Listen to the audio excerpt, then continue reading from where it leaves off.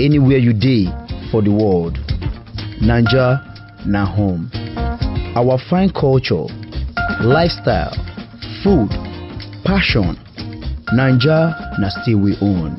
As day dey break, the Naija spirit go wake, and wey day don dark, and you think say na to sleep remain.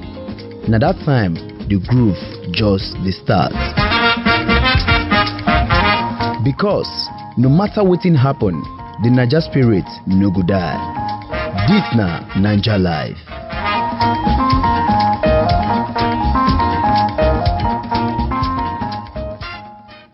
Better people, how all of that day? If you be man, I be woman, I be even be pikin for inside this obodo Naija, and you like football well. Now be say at one point in time, you go don comot for your house, go viewing center, go watch this same football. Unto say yes, the passion and the love wey you get for that game, now go carry you go that place. So for today's episode, the first very episode of Naija Life on top this TV channel, we say make we sunshine our eye inside the viewing center level for inside this country where we dey. So my name na Kabuchi, and this na Naija Life. Today episode so na viewing centers. You go watch all the visuals, you go see all the shouting, you go see all the gra wey dey happen for inside that center. Also say yeah, football na very passionate game. Make you follow me join body as we sunshine all the pictures we will picture and we will video for the places where we go. One more time, this na Naija Life, and my name na Kabuchi. Una welcome. 1, 2, 3, 4.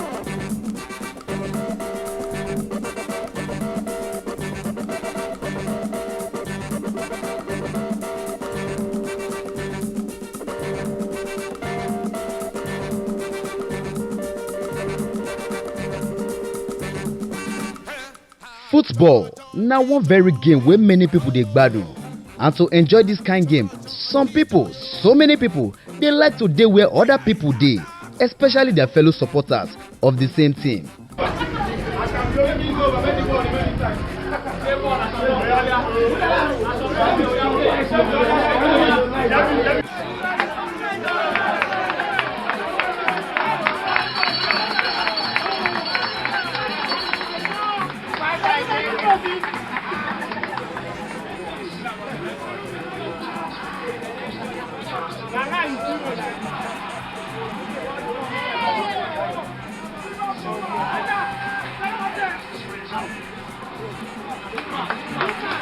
Now this passion and love for the game come make people start to do viewing centers business. My name na Kabuchi and this na NAIJA Live.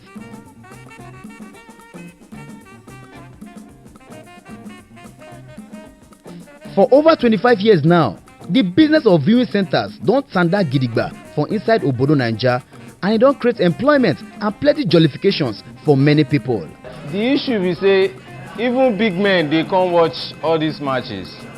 And and you no fit expect big man make e sit down if you really get passion for the football. You understand? Because if you get 1, 2, 3 people dey argue about football, na im be the real thing about football. No be just make you sit down with your TV dey look. You understand what I'm saying? So like all these men, you know, they come to view center and you know they argue. If you see them say, you go be like say that they fight, but no be fight. You understand? And the love of the football be that one. So basically, I no think say stop anything like that. So many people still they troop in, you know, because they find out say view center and the home be that where they enjoy this thing. You understand what I'm saying? Now the thing be that. Actually, since the introduction of this DSTV and so on, we are happy. Myself, I have it at home, but I don't normally watch those things at home. Even one of my sons, my second son is here with me. He's a Chelsea fan, but I'm an Arsenal fan. Actually, I like to stay with people so that we discuss about what, because myself, I was also a football player. So that is it. With 50 naira or 100 naira, you fit watch match for many viewing centers for this country. Not be that money I go take bid or say. That 50 naira or 100 naira, not be him I go take a big mansion. So that's I like to stay with people to watch the ball. That's all. But you no go just dey pay for the match alone, as you go also dey get commentary, better gist about the latest transfer, players profile, and even sometimes quarrel.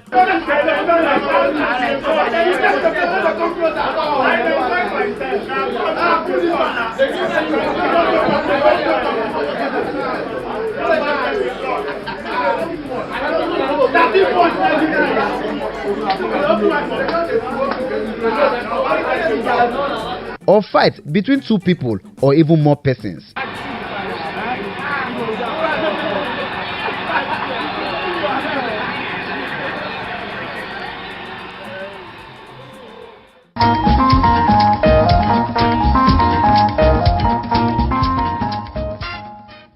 If you know, just enjoy the video they want to just watch, make una sharply subscribe to our channel. Not darling.